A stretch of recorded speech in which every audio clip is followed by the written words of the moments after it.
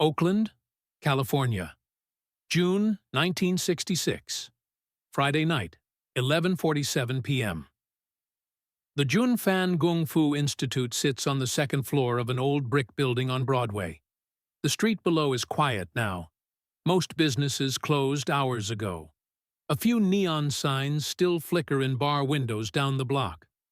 The occasional car passes, headlights cutting through the darkness. The air smells like bay water and car exhaust, and that particular Oakland summer night smell of asphalt, still warm from the day. Inside the institute, Bruce Lee is alone.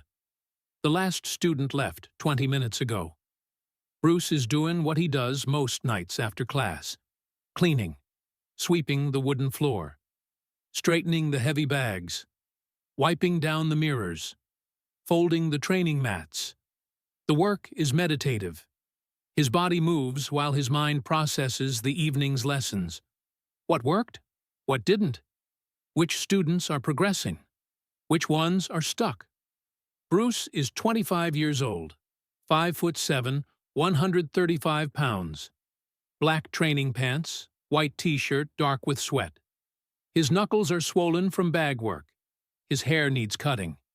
He looks tired because he is. Teaching all day, training all night, studying philosophy, raising a family. Linda is home with Brandon. The baby is 8 months old. Doesn't sleep through the night yet. Bruce doesn't sleep much either. The institute is small, maybe 800 square feet. Wooden floor worn smooth by thousands of footsteps. Mirrors on one wall. Heavy bags hanging from ceiling beams. A small desk in the corner with a notebook where Bruce records his observations. Student progress. Technique modifications. Ideas for Jeet Kune Do. The philosophy that's forming in his mind. The approach that will change martial arts forever. But right now it's just notes in a notebook. Just ideas a Chinese immigrant is developing in a second-floor studio in Oakland. Bruce finishes sweeping, leans the broom against the wall, checks his watch. Almost midnight. Time to go home. He walks to the desk, starts gathering his things. Keys, wallet, the notebook. That's when he hears it. Footsteps on the stairs, heavy, unsteady, someone coming up. Bruce stops, listens. The footsteps are loud, deliberate. Whoever it is wants to be heard. Bruce sets down the notebook, turns toward the door. The institute is supposed to be closed. The door is locked, but the footsteps keep coming, getting closer, then pounding. Fist on wood. Bang, bang, bang. A voice, slurred, loud. Open up. I know you're in there. Bruce doesn't move, just listens, assessing.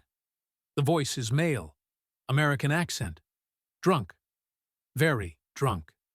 The pounding continues, more aggressive now. You're that kung fu guy, right? The Chinese guy who thinks he can fight? Open this door. Bruce walks to the door. Doesn't open it. Says through the wood. Calm, clear. We're closed.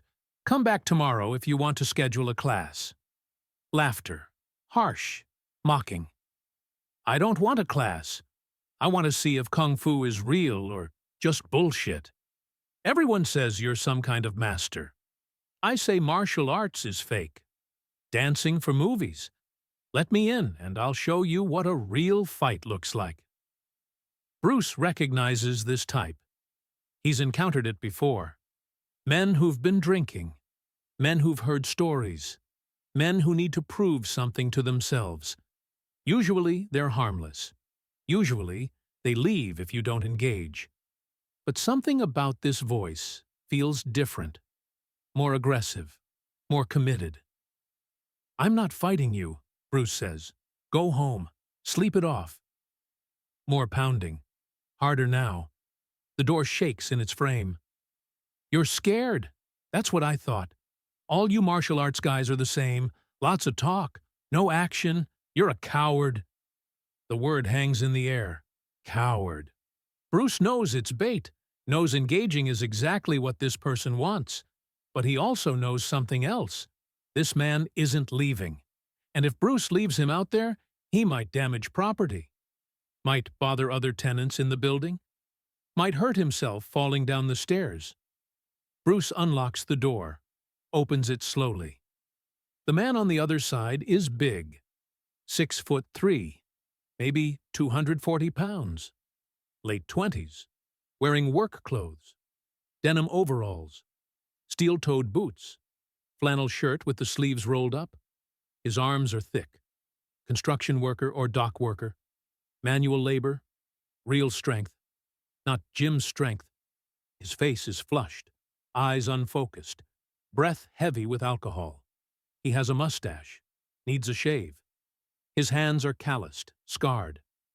Working man's hands. He stumbles slightly as the door opens.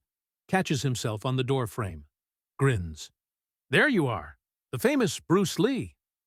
Bruce stands in the doorway, blocking entry. Not aggressive, just present. What's your name? Frank. And I'm here to prove Kung Fu doesn't work. You're drunk, Frank. This isn't the time. This is exactly the time. Frank pushes past Bruce. Not violently, just the physical confidence of someone much bigger. He walks into the studio, looks around. This is it? This is where you teach people to fight? Looks like a dance studio. Bruce closes the door. Doesn't lock it.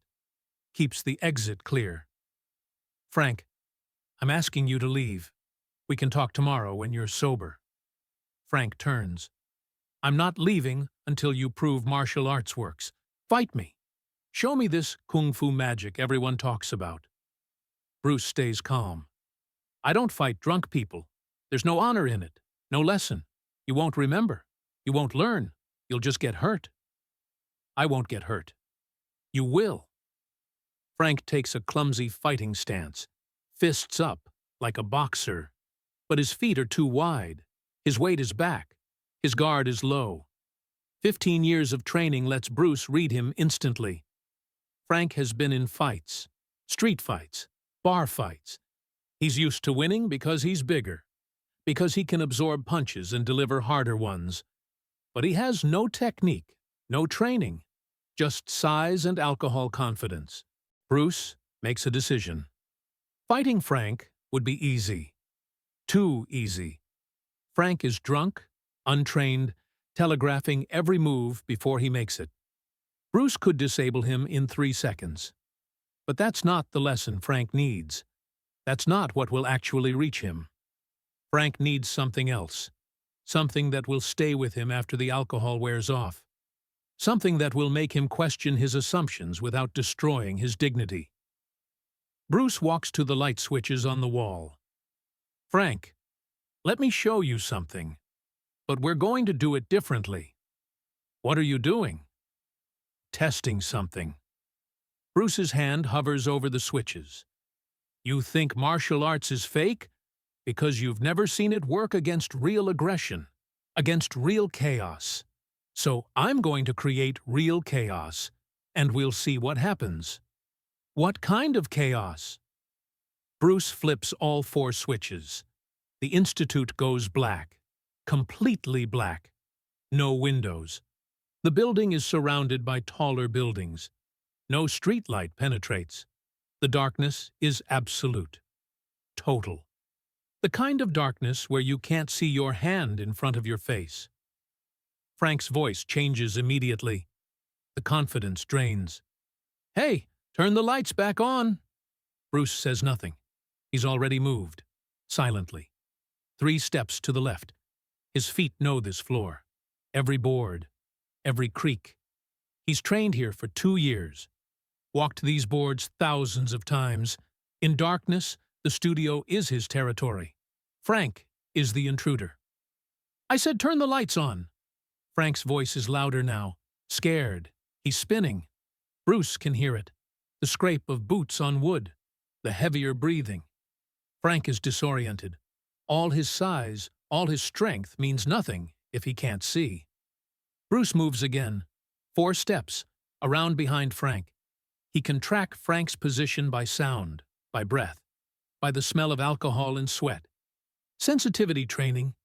Years of Chisao. Learning to feel energy. Learning to know where an opponent is without seeing them. In darkness, Bruce isn't blind. He's in his element. Frank swings. A wild punch at nothing. Bruce hears the arm cut through air. Hears Frank's balance shift. Hears him stumble slightly when the punch hits nothing. Where are you? Bruce doesn't answer. Moves again. Circular pattern. Staying behind Frank. Just out of reach. Frank spins, swings again. Another miss. His breathing is faster now. Panic setting in. The alcohol is making it worse. His equilibrium is already compromised. In darkness, he has no reference points. No way to orient himself. This isn't funny. Turn on the lights, Bruce speaks, but from a different location than where Frank is facing. You wanted to see if martial arts works. This is martial arts, controlling the environment, controlling your fear. Can you find me, Frank? Frank lunges toward the voice. Bruce isn't there anymore. Frank crashes into a heavy bag. It swings. He curses, stumbles back. This is cheating. There's no cheating in a real fight, only survival. 15 seconds have passed since the lights went out. Frank is breathing hard, not from exertion, from fear, primal fear, the fear of being hunted, of being vulnerable, of being the prey instead of the predator. All his life, Frank has used his size to intimidate, to control, to win. But size means nothing in complete darkness. Strength means nothing if you can't find your target. Bruce moves closer, right behind Frank now, so close he could touch him. Frank spins suddenly, swings. The punch passes inches from Bruce's face. Bruce doesn't flinch, just sways back slightly. Lets the momentum carry Frank around. Frank loses his balance, falls to one knee. His hand slaps the wooden floor. The sound echoes. You can't even find me, Bruce says quietly. And I'm right here. Frank scrambles up, lunges again, this time toward Bruce's voice. But Bruce has moved again. Frank hits empty air, nearly falls again, catches himself. He's panting now, disoriented. The room is spinning, the alcohol, the darkness, the fear. It's all combining. His confidence is gone. His aggression is gone. Now there's just confusion and the beginning of real fear. What do you want from me? Frank's voice cracks slightly. I want you to understand something. Bruce is moving as he speaks, circling, never in one place. You came here thinking strength and size matter most. That aggression wins fights. But you're wrong. Right now, you're bigger than me, stronger than me. And you can't touch me. You can't even find me. Why? Frank doesn't answer. He's turning slowly, trying to track Bruce's voice. But Bruce keeps moving, keeps the distance perfect, close enough to be heard clearly, far enough to be untouchable. I'll tell you why, Bruce continues. Because fighting isn't about muscles. It's about awareness, control, understanding your environment, using every advantage. You walked into my space, my territory. You challenged me on my terms, and now you're lost. Frank takes a step forward, cautious now. His hands are out in front of him, feeling for walls, for obstacles, for anything. Okay, you made your point. Turn on the lights. Do you tap? Silence. Frank doesn't understand the question at first. Then he realizes. Bruce is asking for surrender, for admission of defeat, without throwing a single punch, without any contact, just by removing sight, just by creating chaos Frank can't navigate. This isn't a real fight, Frank says, but his voice has no conviction. You're right. In a real fight, you'd already be unconscious. I've been behind you 4 times. I could have struck your temple, your throat, your spine. You never knew I was there. You still don't know where I am right now. Bruce is 3 feet in front of Frank now, But Frank is facing the wrong direction, completely turned around. He spins suddenly, swings wide. The punch goes nowhere. He stumbles, catches himself against the wall, slides down until he's sitting, back against the wall, breathing hard. I give up, okay? You win. Just turn on the lights. Bruce walks to the light switches, flips them on. The fluorescent lights flicker, then flood the studio with harsh white light. Frank squints, shields his eyes. He's sitting against the wall 10 feet from where he started, turned completely around. His face is pale, sweating. The alcohol flush is gone, replaced by the pallor of someone who just experienced real fear. Bruce stands in the center of the studio, not even breathing hard. His white t-shirt isn't even wrinkled. He looks exactly the same as when the lights went out. Calm, centered, unmoved. 15 seconds in darkness. 15 seconds that taught Frank more than any punch could have. Frank looks up at him. How did you do that? Bruce walks over, extends his hand. Frank stares at it for a moment, then takes it. Bruce pulls him to his feet. Frank's legs are shaky. He leans against the wall for support. I did it by training for situations where I don't have every advantage, Bruce explains. Most people train in perfect conditions. Good lighting, flat floors, no distractions. But real conflict doesn't happen in perfect conditions. It happens in chaos, in darkness, in fear. I train for that. You don't. Frank nods slowly. The fight is completely gone from him. The alcohol is wearing off. Reality is settling in. I could have hurt you. No, you couldn't have. Not tonight. Not like this. Bruce says it without arrogance. Just fact. You came here angry, drunk, wanting to prove something. But you didn't know what you were walking into. You assumed size and aggression would be enough. They weren't.